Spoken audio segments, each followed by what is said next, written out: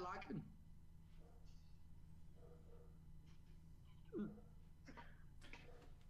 Good evening, ladies and gentlemen, and welcome to the FB4.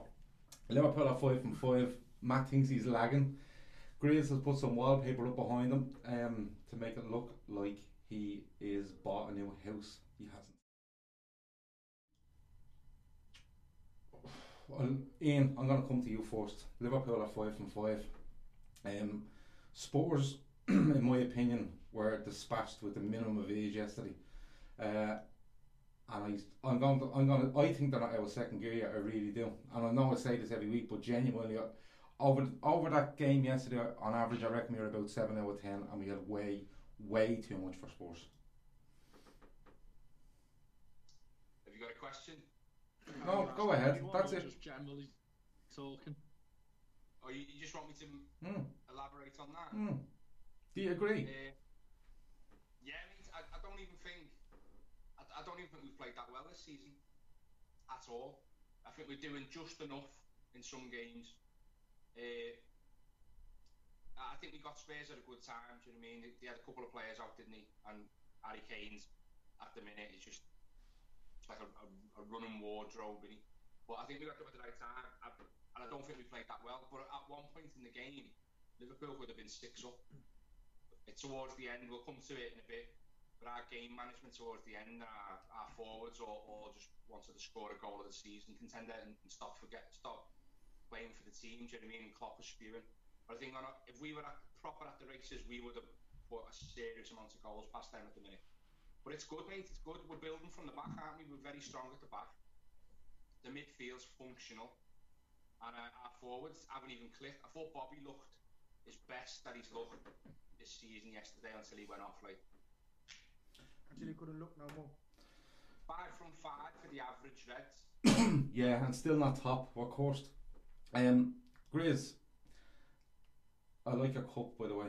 Nice, I like it. It's shown it about 7 times. Fucking, I hope someone comment on it. Grizz, I'll tell you what. I'll start with you with Spurs. We've talked about teams being afraid of us and playing that way from the start of the season and sitting back and we thought this was going to be our first big test where a team will try to get at us and get around us, get behind us, different things. I thought Spurs were a disgrace yesterday for a team that's meant to be a top 6 team and meant to have aspirations of maybe challenging for the title. I think they absolutely shit themselves about Liverpool yesterday from minute 1. Would you agree? I couldn't agree with you more. I think Pochettino shat himself with that selection, with that team selection. I was shocked to see that he didn't play Lamela or Son. I mean, Son was etc.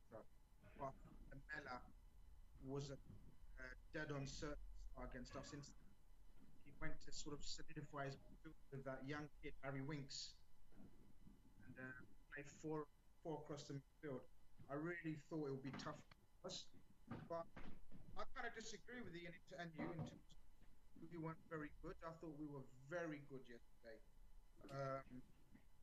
I thought we made Spurs look ordinary, but his team selection did help us. I mean, he's known to be a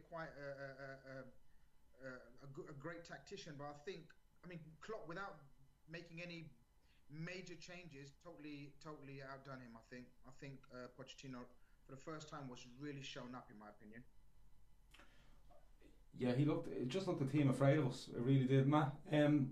Looking at Liverpool and Spurs, was there any surprises for you in either lineup? I know there was a lot of stuff around the week, during the week about probably just the midfield and would Henderson start? Would he come in for Wijnaldum or Milner? Would Keita get back into the side?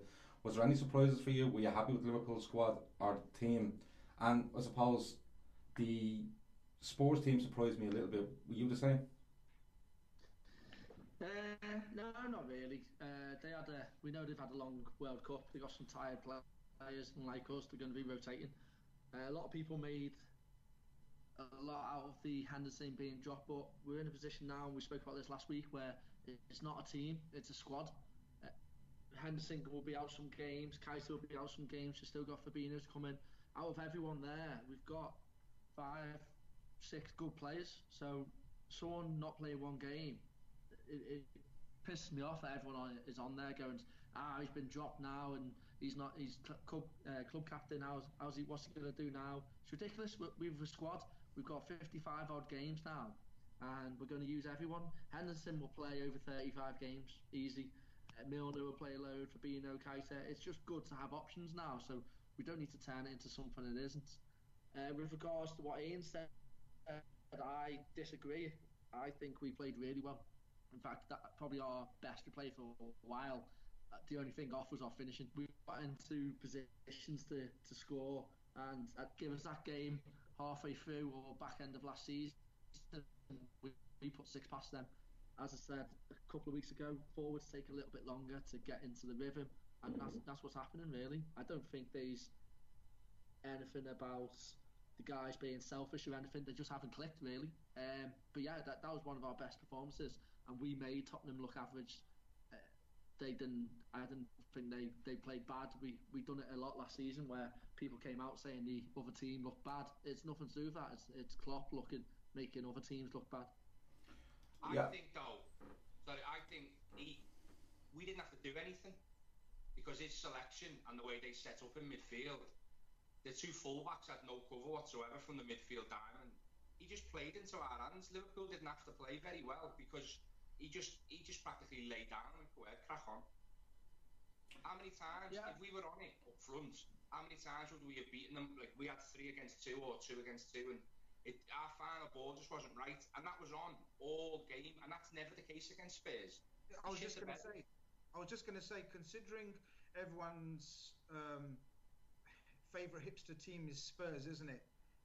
Like the hipster manager, and so they're so difficult to break down, and they're defensively so sound. I mean, how many times, as Ian says, was Vertonghen and who's the other one? The one Gav loves. Alderweireld. How many times were they fucking 2 against 2? How many times do you see Spurs like that? And that's but that's our pressing game and our quick counter attack doing that. Oh, without doubt. As Ian like said, what the difference this season is if we had that. No, go ahead. We didn't do anything outstanding. We played the Liverpool game, and I think you've got to remember our defence and midfield are miles above where they were last season. If our attack was off last season like it is now, we would be drawing or losing that game. The fact now we've got such a solid base to build on. Yeah. We are playing well without finishing and still winning. Yeah, like going back to you, Matt, saying that Ian thought we didn't play well. I'm giving it 7 out of 10 because you'd have to take marks off for the. Have you seen the XG? No, listen, fucking XG. No, but what I'm saying to you is, you'd have to take marks off for the decision making, especially in the final third, because as Ian said, and I agree, that could have been 5-6 or even more, and that wouldn't have flattered Spurs because like their midfield was all over the shop. They didn't know how to protect their centre halves. They dallied on the ball a hell of a lot, hesitant. We were on it like a light. I thought Milner was outstanding all day, not giving them a second. But just for me, with the way Spurs lined up, he goes out with Dembele, Dyer, Winks, and to be perfectly honest with you, I was delighted to see Dyer on the team sheet because I just thought you get at him. Dyer is absolute dog shit. Yeah, he is. He's just he's so slow on the turn. He's not very good on the ball. I'll tell you what Dyer is.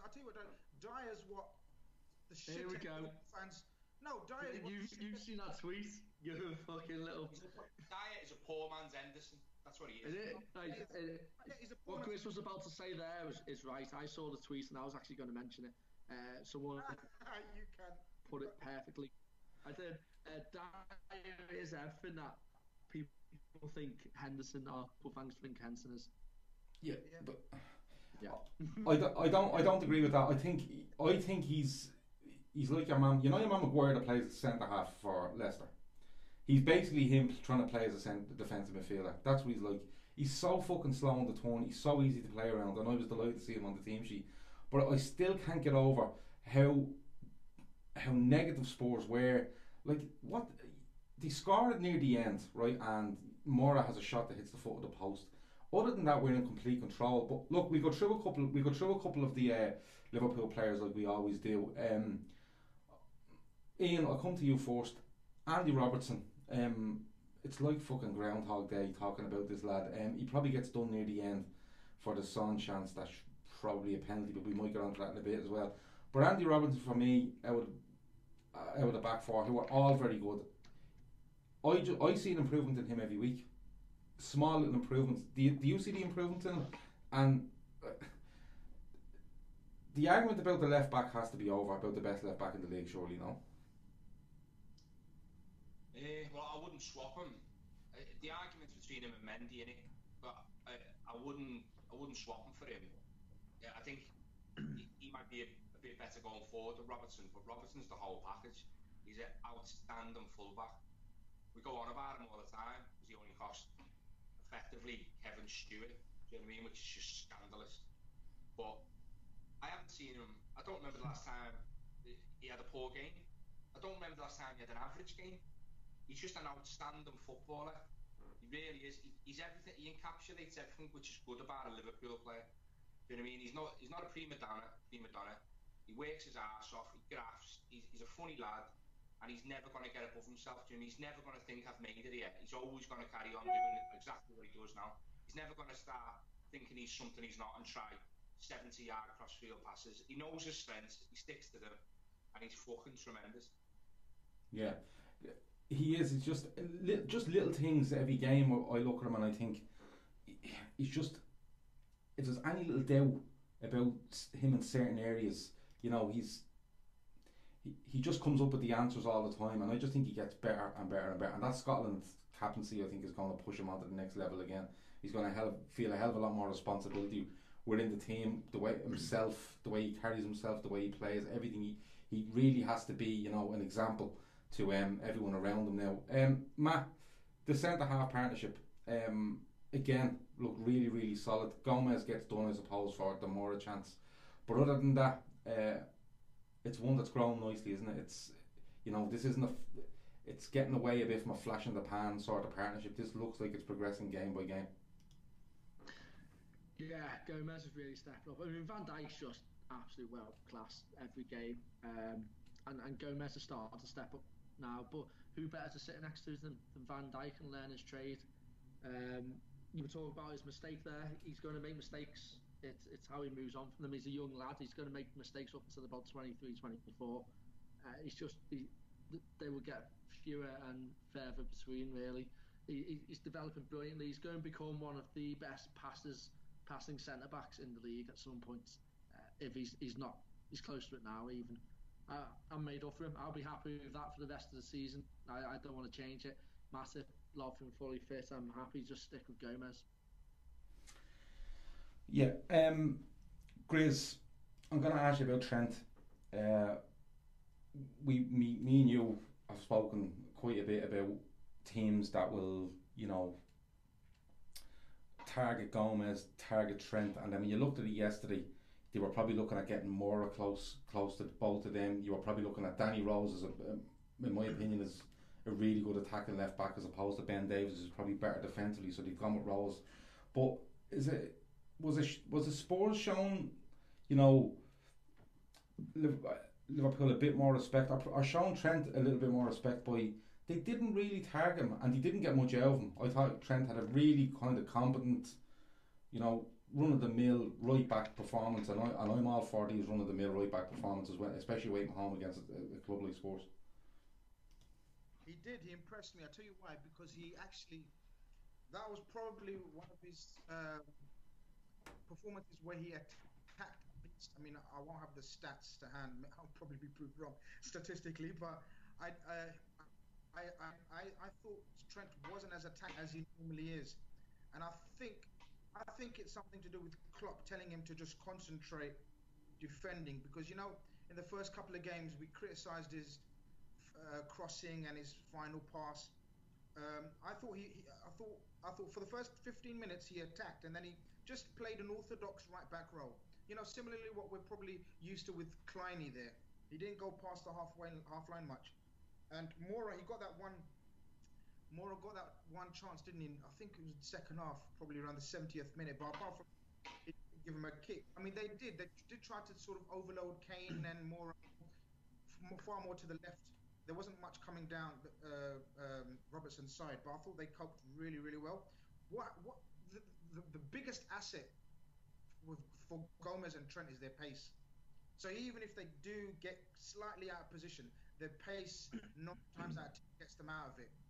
And long may it continue, as Matt says. The least changes in the back 5, in my opinion, is a very, very good thing long term. I mean, I don't mind rotating the rest of the team, even the forwards form they're in, maybe you could say, but the back 5, in my opinion, should sort of remain the same as much as possible, as much as injuries or suspensions. Yeah, absolutely. I agree with you on that. The back 5 have to stay the same, and there's all this stuff about Lovren coming in. Does he come straight back in? Absolutely not. Not now. There's enough of a sample size of 5 league games. 3 tough enough away ones anyway. Against different styles of play, and even then add in Brighton, the way they play away from home. That's 4. West Ham you can write off. They were an absolute fucking shambles. But them 4 games, 2, 3 kind of away games that are tough with different styles, and they've managed it quite well. Ian, I think one of the most pleasing things about Trent is we all know what he's good at is distribution and bombing on and all that. But when he was making his mistakes earlier on in the season or last season, it was his positioning too wide. But he was getting caught ball watching as it was coming over his shoulder, and we used to say he needs to tuck in more. He's obviously been working on the training ground, and the club's got a grip for him, and he's obviously taking that on board, because there was about 3 or 4 opportunities yesterday for Spurs to get in, and he was tucked right into Gomez, really, really well drilled. Do you know what I mean? He's only 19, so in like less than a full season, he's eradicated that positioning error out of his game already at 19. Do you know what I mean? He's tremendous, man. He's tremendous. Yeah, he absolutely is. Matt, let's look at the midfield, because the midfield is where all the talk was about. Give me your first half assessment on the midfield, because I thought we were okay without being extraordinary, but I just thought we got on all right and done the job we needed to do. Were you looking for any more in the first half from them? No, not against a Spurs team that plays good football. You just want to kind of just shut them out, really. I thought I was going to touch on this, but I thought I'd wait because I knew you'd talk about the midfield. The thing that's helping Trent, the full-backs, probably Gomez as well, was Gini. I thought Gini was absolutely fantastic. His whole play in that 6 role is unbelievable. I think he should keep hold of that. I'm not saying Henderson shouldn't come back in. I just like to see Henderson a little bit further forward, because I think that's where he's played his best football for us. But Gini is just making that role his now. I don't know how. I haven't seen much of Fabinho. I don't know how he's going to come in and move him, if he is, in fact. Yeah, Grizz, it's I suppose it's a nice position to be in. I was thinking about this during the week. Wijnaldum for me is a 6. Deep in line midfielder for me. He disappears too much when he's further up the pitch. I'd like to see a switch where Henderson moves up a bit further up the pitch, but that's a different matter. Grizz, is there an argument that when Fabinho was ready and properly ready, and Klopp is making sure that he is properly ready, is there an argument that we might go to 2 deeper midfielders and go back to a formation like that?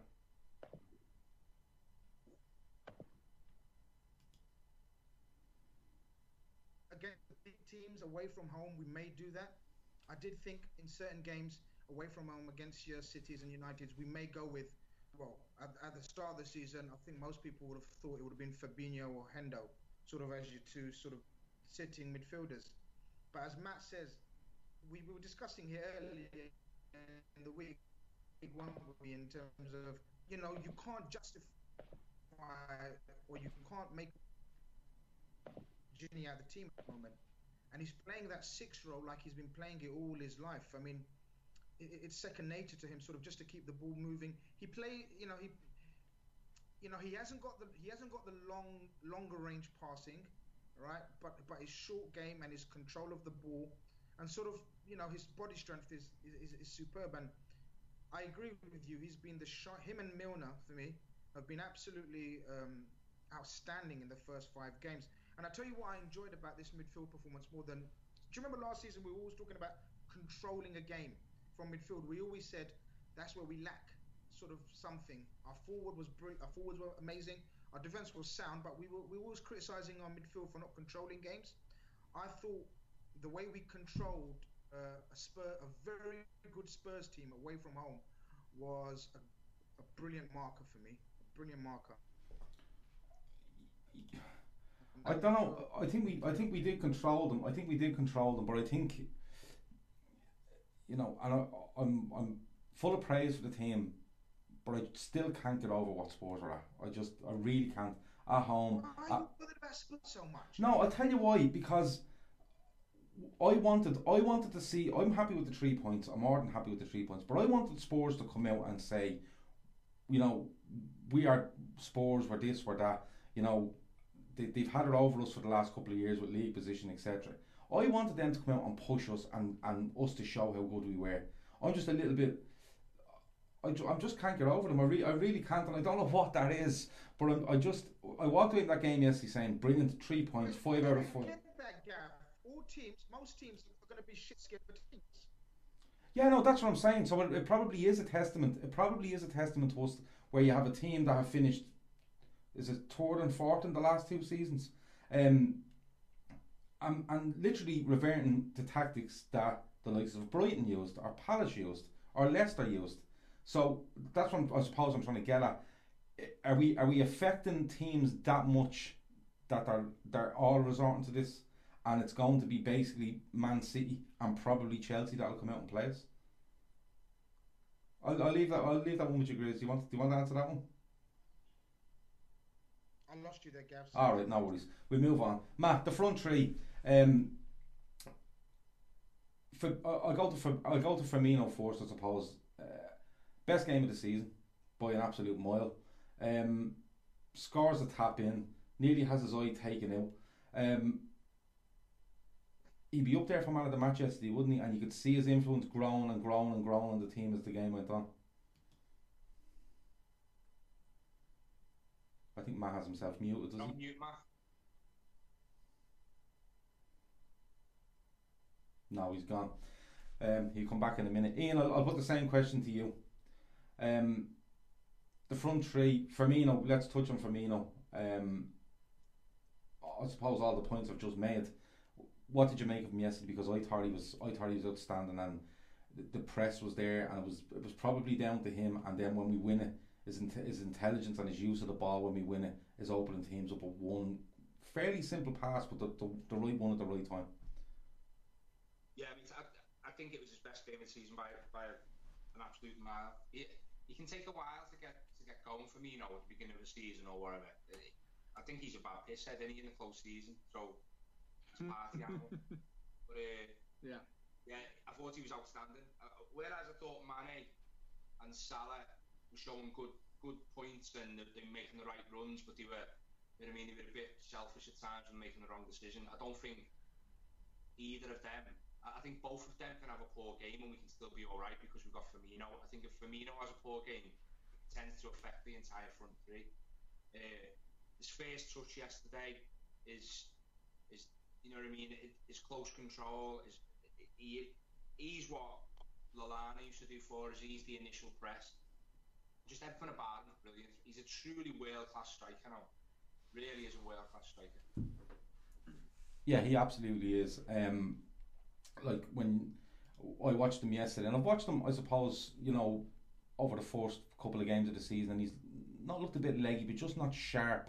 You know, and those balls he plays, like those little flicks around the corner, or he gets it and he plays it around the player, and someone's running onto it. It really kind of picked up yesterday.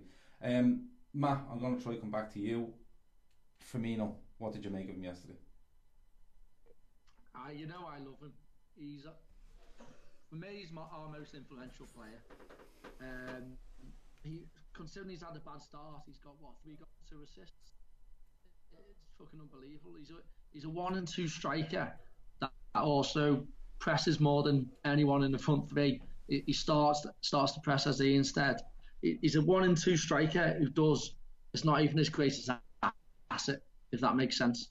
what he brings to our team is absolutely unbelievable. You see him before the one of the goals. He's on the sideline tackling someone and starting it all off.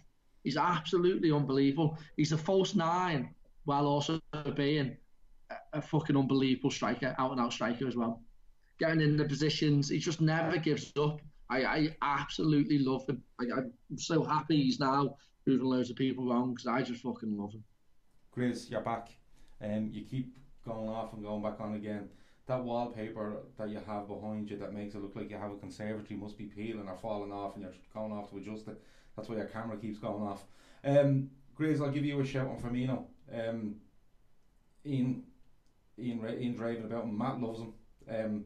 What's your feelings on him, especially yesterday, because he's a standout of the front three for me. I love him more than Matt. And Matt That's knows impossible. this. It's impossible. No, it's not. Honestly, I love him more than Matt and Ian. The guy just, he epitomizes Jurgen Klopp's philosophy in every way. He's just Jurgen. You can see why Jurgen Klopp loves the guy. It's just pure passion on that pitch.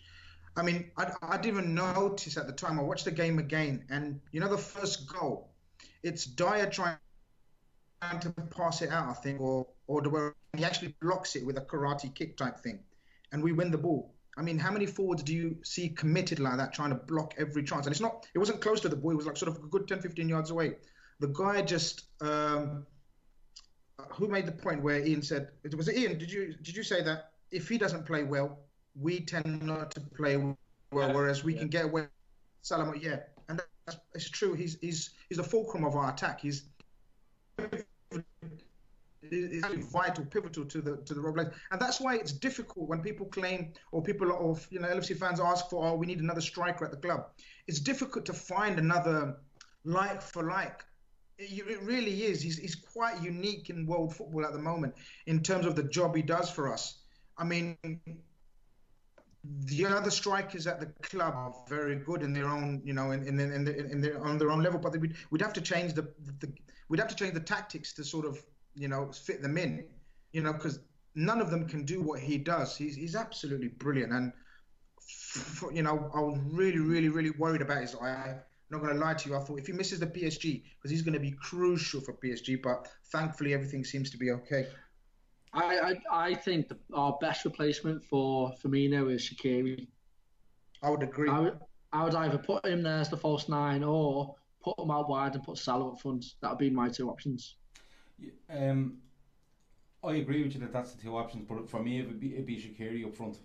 I think Salah is explosive through the centre, and he's so incisive, so quick. But I think the way we play and the way we get the ball to Firmino and we look for him to take a touch or two touches, and then he's releasing the likes of a Mane or a Salah or someone running from midfield, i.e. Keita, because I think that's what Keita's there for and trying to break. I think Shaqiri suits that better than a Salah. I think Salah is more, if you get a Keita on the ball, he's away. Salah's away. Just put it somewhere, and he's going to do serious damage. Apparently he's okay. Apparently he said it was just a scare. He's all right. He's fine, and he's ready to go for Tuesday night. And please God he is. Ian, Matt's touched on something there. Were you surprised to not see Shaqiri at all in the game yesterday? A little bit.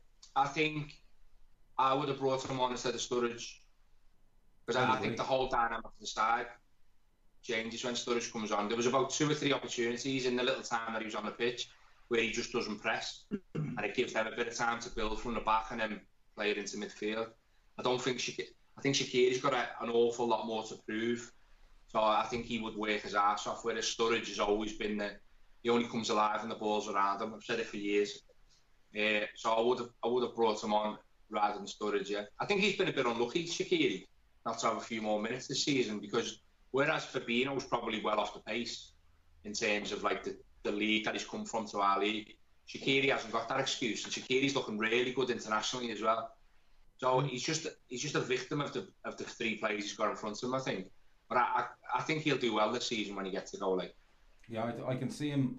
I'd nearly put money that he starts against Southampton next Saturday. I think that's where he's being held for.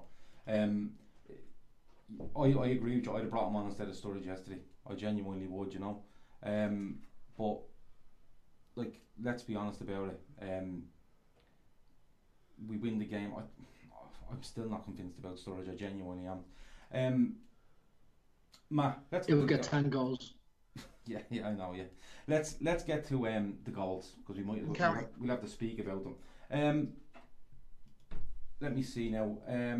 Wijnaldum, he gets his first away Premier League goal for us or Newcastle. Matt, it looked like a routine from a corner for me that Klopp says afterwards, no, we would have done it anyway. I don't think so. I think he's deliberately put Van Dijk there because of who's in goal, and because he doesn't want to get involved in a tussle in the middle of the box with Spurs, because they're probably a bigger side than us. But he wants to drop it in, like Gary McAllister used to do, just drop it in that area and let all mayhem start. But how happy are you for Wijnaldum to get his first goal away from home? Great header, in fairness.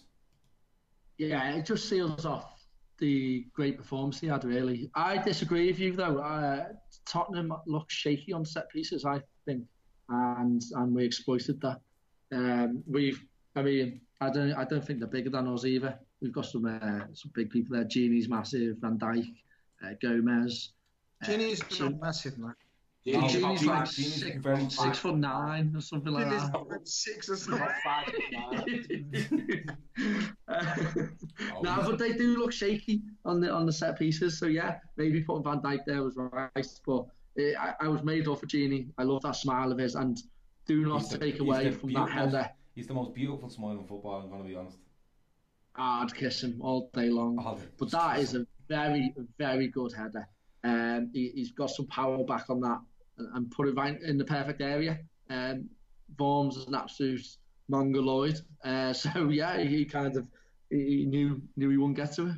But it's true though, Gini's very good in the air. Do you remember the goal he scored against City as well? He's for his size. He just rolls like a sexy black salmon, doesn't he? Yeah, he's got a good head for a big man. For someone who's 6'4", he's not bad in the air. He's quite decent in the air, he is.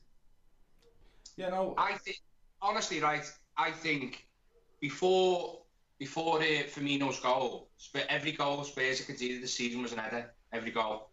So there's a bit of a fallacy at the minute about how good they are at the back. I think they're a bit suspect, and I think the goalie is absolute dog shit. So Klopp can say we would have done that anyway, but I don't think he would have. I think they've crowded the keeper because they know he's got a clanger in him, and because they're susceptible to conceding headed goals at the minute. I thought it was is Loris injured, or is he just on the gargle?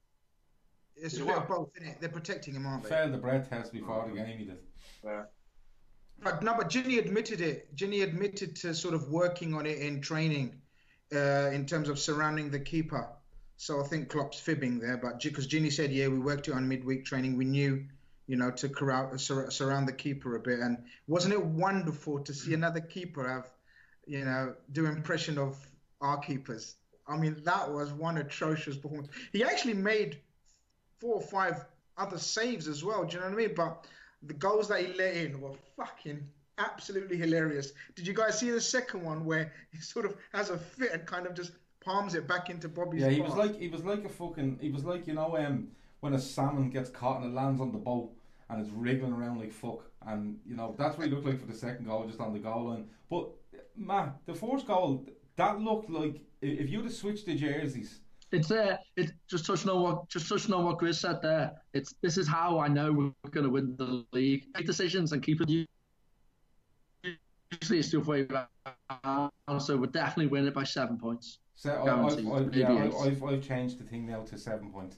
But the first goal, Matt, if you change the jerseys on both of them teams, right, and throw it back to last season at Wembley, and you said there's a goal Liverpool conceded against Spurs at Wembley last year, it would be fully believable, wouldn't it? We're scoring goals, and teams are looking nervous and making errors and misjudgments, miscalculations.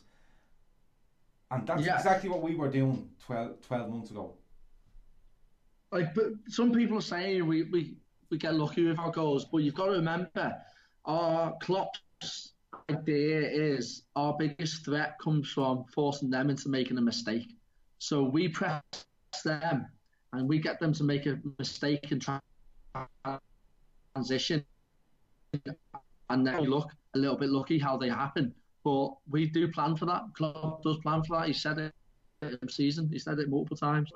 We can get a goal where we do a brilliant breakaway or some lovely play, but the majority of our goals are going to be just from tackling them and running quickly at the box. And that's what. And it's just, I'm absolutely made up with how the team has progressed, how they're looking. We are so solid now. I don't think there's a better defensive team in the whole league than us. We've got probably the best keeper in the league. We've got the best centre back in the league, and the strikers, the last little piece which is going to turn us into giving someone an 8-0 walloping is going to be our finishing.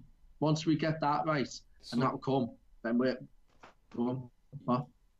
Yeah, someone's getting an absolute hiding at some stage, and I mean an absolutely. I'm talking 7 or 8 here, and we said this last season. Somebody's going to get a hiding, but we always said it with, I suppose, we caveated it with, but we probably score 6, but we might let in 2 or 3 at the other end, because at certain stage of the season, that's where we are. Now I'm looking and going, I'm genuinely thinking 7 or 8-0 at some stage, because we look, I'll tell you how we look at the back. We look solid, but we look so fucking confident at the back. You know, they get a goal yesterday, and we're like, yeah, we'll sort it. Don't worry about it. We'll sort it. It'll be fine. We'll get through it. Van Dijk is just swatting people away, and he's cool as anything. Gomez, alright, he gets caught against Mora, but he never panics. He just gets back in and does the same thing. The next thing right. He doesn't let it affect him, because I think that back 5 especially are telling each other, we're really good, lads. We're really good. If something goes slightly wrong, don't worry about it. Half time. You know what it is, Gav? Yeah, go ahead. You know what it is? As a side, we're evolving. You can see us. Mistakes that we make last season, we don't make this season. And next season, mistakes that we make this season, we won't make next season. We are evolving as a side. It's a really impressive thing to watch. We really are the real deal. It reminds me a little bit of Arsenal in the late 90s. And because when Wenger came into Arsenal in the late 90s, he inherited the side that had a very good back 4. Midfield, okay, and they were decent up front. But you've seen that side evolve, and right up to when they took the title from United in '98, where they evolved to the point where there was very little mistakes in them. And when they got on a run, they were relentless. They were unbelievable. Ian, I suppose half time comes and goes, and then we kill them with the second. All right, it hits the post and comes across, and Vorma's on the ground doing all sorts, and Firmino taps in. But how good is the movement from Mane, and how good is the ball from Robertson to open them up? Because Mane passes it back to Robertson, takes 2 or 3 seconds, and then he's gone, and Robertson knows exactly what to do. Robertson's nearly doing it before Mane tells him to. Yeah, and again, that just comes from familiarity. They're working on that all the time, and on the training ground, aren't they? Klopp doesn't chop and change his front 3. Robertson started every game, so we build that understanding with Mane. Mane's movement is outstanding anyway. You see it all the time, and that type of pass was on all game. Usually to Mane as well, because they weren't covering their fullbacks because they were too narrow in the middle. So you know what I mean, it was on, but we just didn't pull it off. There was a few times in the first half. There was one where Firmino under it to left footed pass out to Mane, and Mane bought a free kick. He should have got away there as well. So, mate, like I say, the team we just even when we're not playing to our full potential, we're just fluid. Do you know what I mean? Our front 3 know the roles inside out. Our fullbacks know the runs our front 3 are going to make. They're just tremendous, mate. We're a very, very good side. It helps when you've got a keeper in goal who's like doing his best Karius impressions. You know what I mean? But even still, I think if it was 1-0, we'd have scored the second goal at some point anyway. We just wouldn't have tried. There was about 3 or 4 times when Salah tried to score a goal of the season on his own. I don't think he does that at 1-0. No, I don't think he does. I think the strikers lose the run of themselves a little bit, and they're trying to do things that, let's be honest, if it's 1-0, we're more clinical. We're making the right decision, we're making the right pass, and we're putting these to bed. But I think at 2-0, I think Liverpool see the steam go out with Spurs, and they try. It's not showboating, but it's a bit. They lost their edge a little bit, despite being really good. Grizz. I think. Sorry, Gav. I think do you know when we were talking about the Alisson mistake and how it's it's good that it's not cost us any points and we've got it out of the way. The Alisson dribble. I think Salah and Mane fucking about up top, fanning about. I think it's a brilliant thing it happened, and it hasn't cost us because Klopp will be onto them. You could see on the touchline, Klopp was livid with them too. He was with Mane and with Salah. He was absolutely livid, and I think I'm going to say it again, Matt. Like I said with Alisson, I don't think that happens again. I think the next cup. I think that from now on we're going to go back to the old, very unselfish Liverpool forwards where we're playing for each other, laying it off to the best person available. I think they were a bit. You can criticise them for being a bit greedy, a bit showing off. I don't know if it was showing off. I think Salah's sort of, as Ian says, trying to score sort of Messi-esque goals, and he nearly pulled them off, mind you. A couple of his dribbles were fucking out of this world, so he's getting back into it. His touch and his pace is back. But I think it's good that we've had that little drama with Salah and Mane, sort of, a bit of criticism on the internet as well about them being selfish and not passing to each other, because Klopp will have them in the next week or two and tell them stop that. Yeah, Matt, there's absolutely no issue as well. There'll be an issue if they weren't creating. Absolutely, that's the problem. To be honest with you, Matt, a couple of people have said here early on in the pod, to be honest with you, I'm just trying to remember, on Periscope, and they were saying, does anyone see an issue with Mane and Salah and not passing to Salah and stuff like that? The problem with the one where he doesn't pass to Salah when they break 3-on-2 is Klopp's not upset with that. Klopp's actually upset that when he wins it and the defender takes one step towards him, he should have played Keita in a hell of a lot earlier. He ends up putting Keita in about 8 yards. Alright, he's only 8 yards from goal, but when he puts him in, he's hurrying him and he's narrowed the angle on him. Instead of giving it to him early, maybe let him take a touch and put himself in at a much better angle. And when the camera cuts, you can see Klopp literally shouting, "Fucking pass the ball," Matt, I want to move to you, and I want to move on about, because I've said it a couple of times on this. I was disappointed with Spurs. They're not the way we played, just the way their outlook on the game. We have PSG on Tuesday. We have Southampton. But in the next couple of weeks, you're looking at Chelsea and City. The way we played yesterday, do you think we have another few gears to go up against? And do you think them two are looking at us going, these look really, really good? Yeah, absolutely. Everyone will be shitting themselves. Even Paris Saint-Germain will be worried about us. As I said, we're not now a team that's just relying on front three. We are a fucking unbelievable team. We're one of the best teams I've seen Liverpool have. But going back to maybe 08-09 was the last time we've had a team this good from back to front. So people know Salah can score. I mean, he is scoring, he's assisting, he's getting big chances. He's just not putting it away as he did in the middle and towards the end of last season. That's all it is. He's put him against compare him against any other winger in Europe, and he's having a fucking great season. It's just you compare him to Salah of last season, and he's a tiny bit off. That's all it is. So City, they're shitting on themselves because look at what we did since last season. Klopp's got his fucking number. Chelsea, they've had a great run, but they haven't really played anyone. They haven't played away like we have. They haven't played tough teams like we have. I seriously think we can come out of these games with 2-3 wins easily out of the 4.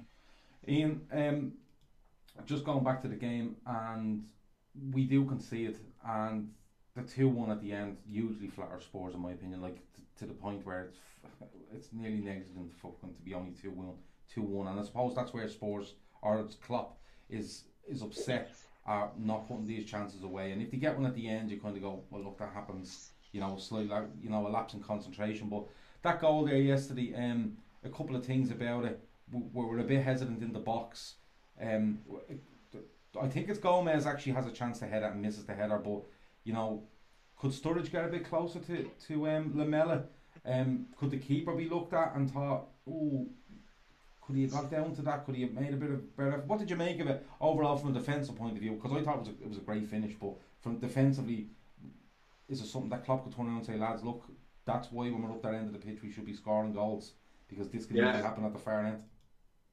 Yeah, I think Sturridge can get closer to Lamela, but he's not a defender, so you know what I mean. He's not wired that way to think that way. Alisson, he's not. None of it's his fault. You know what I mean? Listen, it's another. There's a couple of errors we've made this season, and we're learning. We're able to make them while still picking up 3 points. The Alisson error, how wasteful we was yesterday. Our game management was poor, and then a sloppy goal at the back post towards the end, which put a lot of pressure on us because there was that penalty shout as well. But we've got away with it all. Whereas in the past, we're drawing that game, or do you know what I mean? Like that's a 1-0 defeat or whatever. So, do you know what I mean? It's all. I'm happy. I'm all right with us making mistakes if we continue to win games because you will learn from those mistakes. We won't concede a goal like that next week. So I hope none of the pricks turn her back again. That really does my head in. Yeah, you see, Ian is saying there that Sturridge is a striker and he's not really wired that way. If that's the case, don't put him back. Don't bring him back if he's not willing to defend, throw himself in front of the ball. He seems to just kind of look at him. I think he looks at him and thinks he's no way he's fucking scoring from there, and doesn't really do anything to try to stop it. But I suppose it's probably the one big mistake we make in the game, and like you said, I was just going to say, if we're sort of talking about the defense switching off for like 1 minute out of 90, or say let's say 5 minutes out of 90 at an away game at Spurs, it's going to happen.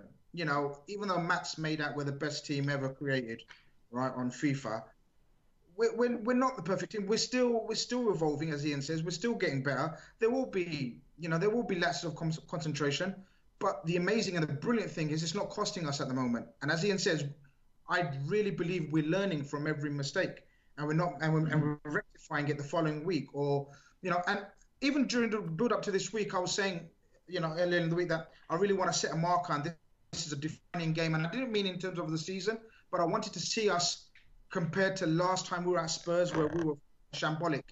Now, and I really wanted to see the difference in personnel that it makes to the mentality of the team, and we saw it. A total different animal from the team that went there last season and fucking got twatted in the first 20, 30 minutes. So every game, every big game, every hurdle that we're sort of facing, we're overcoming it, and we're getting better and better and better. It's nitpicking these little, lapses of concentration. They'll be fine. And it is, I blame Sturridge because, I've got an agenda against him. That was awful from Sturridge. Yeah, but it goes back again to that lapse makes it a tighter game than it should be. Matt, let's talk about this penalty shout at the end because it's a Stonewall penalty and it's as simple as that. But a little bit of karma, I suppose, for Anfield last season. And I couldn't give a no. What I was going to say was, if you look back at it, it's the referee's fault it's not a penalty because he's just not in the right position to make the decision. But it's, for me, you get away with them, and they do even themselves out in fairness. They're always going to get one that you think you should have and you don't, and vice versa. But heart and mouth stuff, Matt, when that penalty shout comes around. It made me enjoy the win that little bit more. The fact that they all came out crying after what happened last season. Last season was absolute fucking farce. So to get that, I was just like absolutely made up. We outplayed them, we outscored them, and then they got that at the end just to piss them off a little bit more, just so they could cry all night. Now I was made up for it. As you say, what goes around comes around. So I wasn't bothered one bit. Yeah, I was delighted. That it made me even happier when that happened near the end and we get away with it.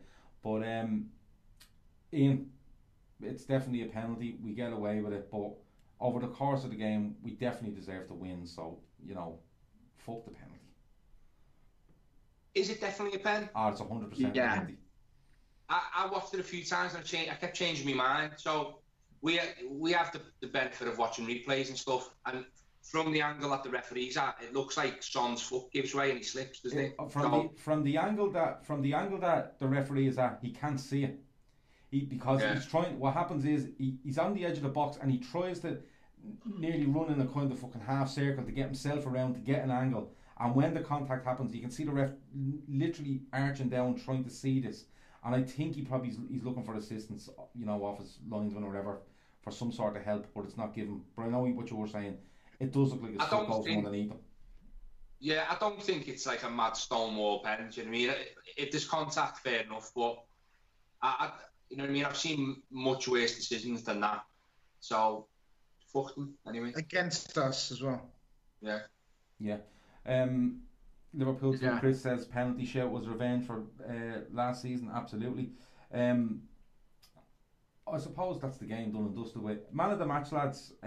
Graves, I'm going to come to you first.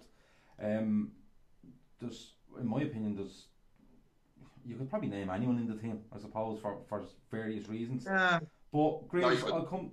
You could. I think you could for various reasons. Well, I'd say anyone. Yeah, well, you could. Yeah, you'd be wrong. Yeah, I'd say 7 or 8 you could put in the running for it, genuinely. But Graves, I'll come to you first because you claim that they'll all rob your answer anyway. But man of the match for yesterday, what's your show? I think there was. You could pick anyone out. Shut up. Your name's 6. Because it's true. I've been thinking about. Because all week I've been thinking about. Not all week. Or how many days it's been? I've been thinking about who was man of the match. I change my mind every day, and even though it's been one day. Yeah. But he's changed his opinion 7 times during the week about that game yesterday. He's just because you asked him first. Shut up and let me give context. Yeah, go ahead. Well, look, I slightly criticised VVD for the last game. Said it was probably his shakiest performance, and even though he was very good for normal centre back purposes, and this game I thought he was monumental. He was back to his absolute best. I think VVD was superb. We've talked about Gini. There you go. Gini his name was is fucking amazing. His name in the team. Milner and Bobby. So if out of those 4, whoever got it, I'd be happy with. I think I'll give it to all 4. Something different. No, you won't. Gini, give Bobby, me a man of the match. Man. For fuck's sake. All right. I'm going to go with Milner. Okay. I think Milner was fucking on steads for sure. Okay. You can't say that, Chris. I can. Ian. Just did. Do us a favour. Chris supplied them. Do us a favour, Ian. You've had about 11 minutes to think about it now since Chris started to answer the question about man of the match. Your man of the match and why? Milner, comfortably, I think. Is he having a stroke? Or someone let some air out? I hope he is. He's got a leak. I said yesterday on Twitter, if Fabinho made his debut and put in that performance that Milner put in yesterday, everyone or the hipsters will be going mental for it. Like, the man's, he's unreal. Do you know what I mean? He's not the most.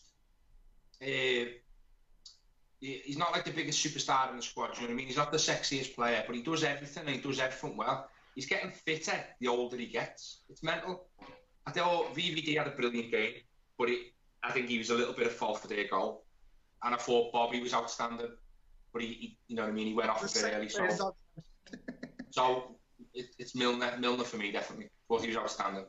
Okay. He says Hendo. Matt and Moreno. Matt, any advance on James Milner for man of the match? As Chris said, there's a few shouts in the team for who could be man of the match. You can't look past Sturridge when he came on. Yeah. I thought he just controlled the game. I like the way he picked up space. He was so dangerous. There was no one near him. He picked up space in air box for the corner. Yeah, it's good Sturridge for me. Okay. Not only picking carriers. Okay. My man of the match will be Firmino. The jump in his performance, I'm not saying he was terrible for the opening 4 games, but like I said earlier, just the sharpness didn't look there. He was away with Brazil. He came back was it Wednesday or Thursday morning? He might have come back for an early game on a Saturday. But just the way he held the ball, the way he drew Spurs players in, and then just a little 10-yard pass in behind Spurs, or committing players. I thought Firmino was excellent from the start until he had to go off. and thankfully he's alright, so he'd be my man of the match. Lads, last thing, PSG on Tuesday. The day trippers will be live after the game on the Tuesday Club. They'll be on straight after the game on Tuesday night, but we're probably the only podcast between now and then. So I'd just like you to pick a team for me for Tuesday, considering what we have on Saturday and you know what's gone on, and I suppose the way the team was picked, you know, Saturday gone, like Henderson out of the team for me on Saturday is like he plays against PSG. It's as simple as that. That's what I think. But I'll let you pick a team. Matt, I'll let you go first on this one. Team for Tuesday, please. I pretty much keep the same team, but I may, depending on how tired it is, swap Henderson for Milner. Henderson for Milner. Okay. Yeah. All right. And Ian? I think Henderson will come in, and it may be for Keita. Ooh. Yeah, this is the argument that's coming up all the time, isn't it? It's literally one out and one in and one out, and which is the one that's coming out, because you can make an argument for any of them, I suppose. Grizz, your team for Tuesday? I was pretty certain that Fabinho was going to start this about a week or two. Here we go. Fucking. But I don't think he can drop Ginny after that performance. So I think he may rest Keita again and bring in Hendo. Yeah, I think that's the only change I can see as well. So basically, what I've just said, you could have just said I agree with you. You could have just said that. I didn't hear you. Sorry. All right. Oh yeah. Okay. Yeah. Okay. Well, look. You're lagging. Lagging. Yeah. Is Bobby going to be fit? Is his eye no. Bobby looks like he's good to go. Matt will know. He said no. He just said it was. He literally just said it was a scare. He's out, mate. He's not. He's fine. He's okay. There won't be a problem. Lads, you can have my eye if you want to. Okay. I'll give him it. All right, we'll try sort that out before Tuesday. You want to give him your Jap side? Yeah. Oh yes, mate. Right. Well, listen. Any other business, lads? Anything else you want to touch on, Grizz? Because you always say at the end of the pod, "Oh, we really wanted to speak about that, and we didn't get to speak about it." So I'm asking you now: is there anything else you'd like to speak about before we go? I've got a new account. Oh yeah, go on, tell us. Superfan Mickey, I think I'm called. Yeah. I don't know. I took over someone else's. Yeah. Was this another Superfan Mickey? Follow me. Was this another Well, suspension? give the full fucking handle, you twat. Give the full. That's it. Superfan Mickey. At Superfan Mickey. You fucking tit. Just said it. Yeah, he has just said it. Ian, any other business? No. You're good. You're happy. Roll on Tuesday. Oh no. I took a Hoover back to the Asda today without a receipt, and they exchanged it for a new, improved Hoover. Brilliant. The same type, Nice. or actually an improved version? No, it's a better Hoover, like. Yeah. Well, for one, it works, so it's infinitely better. Okay. But is it a Hoover or a vacuum? It's a genuine Hoover made by Hoover. Yeah. Yeah. Well, what happened to it? You stick your knob down there a few too many times. No, mate, there's never too many times. But no, the fan belt snapped. Blocked it up with gunk. The fan belt? What the fuck is... What Your sort of Hoover's Hoover is this? fan belt. Well, a rubber band, that's a belt that looks like a fan belt. Alright, okay. Okay. I haven't got like a degree in Hoover mechanics. I just know that the thing that looks like a fan belt snapped when I was hoovering up dog shit. Literal dog shit. Okay. Tip for our listeners: don't hoover up dog shit. Yeah, well, that's and I don't even know where to go with that. Matt, any was other... it like? Oh, wait! We can't just leave this. Okay. Was it like? Was it hard? Yeah. Was it like that fairy white stuff? Nah, because the dog only has dry food, and I'd been out in work, and when I come home, he'd obviously done his business, and he'd stood in it, so he ground it in a bit. So I thought, I can just hoover that up, but it ruined me life. Oh, so hold on, you were intentionally hoovering up dog shit. Like you didn't hoover by He was mistake. just going around his house and he just didn't see the big fucking dog shit. No, what I'm saying is, you just said there, oh, I'll just be able to hoover it up. So you knew it was dog shit when you were hoovering up. Like you didn't do it by mistake. Like. No, it's You know stunk. what dog shit looks like, Gav? I do know what. Yeah, but do you know what I'm saying? Like, you looked at it, knew it was dog shit, and still went to hoover it up. Yeah, Yeah, No, that's well, just hold fucking on, wrong. hold on. That's wrong. it's all Does your about Hoover have a bag? Yeah, it's consistency. No, that's why he gave it back. The dog. Does the your dog Hoover have a is- bag? Or was it straight into one of them clear things? Yeah. That's fucking disgusting, mate. Went straight to the fan belt. It weren't like it had no moisture in it, or nothing. It was just like dust, but it obviously ruined me Hoover. Like, My poo's been like that a couple of days. Yeah, what? My poo's been like that a couple of days. No Dusty. moisture in it. Try hoovering it. Try giving yourself a clonic with a hoover. Yeah. And then bring it back to Asda if it doesn't work. It doesn't even matter if you bought it in Asda, just bring it back to Asda Shove and your then hoover up change it. your arse and turn it on. Before we go, I just wanted Yeah, go on, I was going to ask you any other Lads. business. I just wanted the lads to comment on my attire. You look fucking awful. Just I end said- it there, Gav. you look like a 3D Scalextrics. Sorry, Dennis Chain says this is gold. Do this every week instead of LFC chat. We've actually considered that, Dennis, to be perfectly honest with you. We genuinely have considered doing that. But no, Grizz, in fairness, you look very well. You look very well. This is my sleeping. Tell us, this is my sleeping. tell me this. It's called a jubba. A what? A A jumper. A jumper? Jubba. Yeah, Jubba. Jubba. Jubba. Jabba. Jabba the Yeah, Hutt. you do look like Jabba. Jubba. And it's quite commonly worn in the Arab world. A brown Jabba the Hutt. Yeah. You're gonna die, Han Solo. He's gone. He's gone. And Grizz is out of here. Grizz is out of here as well. They're all even. It's brilliant. I'm just going to give you a touch Absolutely for gone. Hey, All just right. off screen, he's got some Fitbird tied up by a chain in a bikini. Yeah. Oh, well, look. Each their own. Grizz, I was going to ask you before we go. You Have can you tell any? I've never watched Star Wars, can't you? You can Have- tell. Have you any other business, Grizz? But I really want to know how the new house is going. Oh, everything's grand. The Wi-Fi is working really well, as you lot seen. No, it's not. so yeah, everything else is grand. Thanks for asking. No worries. So, look, best of luck in the new house. Matt, best of luck in that hotel with the awful fucking wall lights. Ian, best of luck. Stop hoovering up shit. That's the only thing I can tell you. It's the Make only... no promises. Okay, no, I didn't think there would be. Listen, that's been the Fatback 4. We're back next week. Who have we got next week? Southampton. So we'll be back next week talking about 6 from 6, hopefully. Liverpool need 25 more league wins, in my opinion, to be crowned champions. 5 out of 5. PSG on Tuesday. Live after the PSG game, you'll have the Tuesday Club. Watch out on Twitter for all the different things going on. And yeah, that's been us. That's been the Fatback 4. Have a good week. See you in a bit.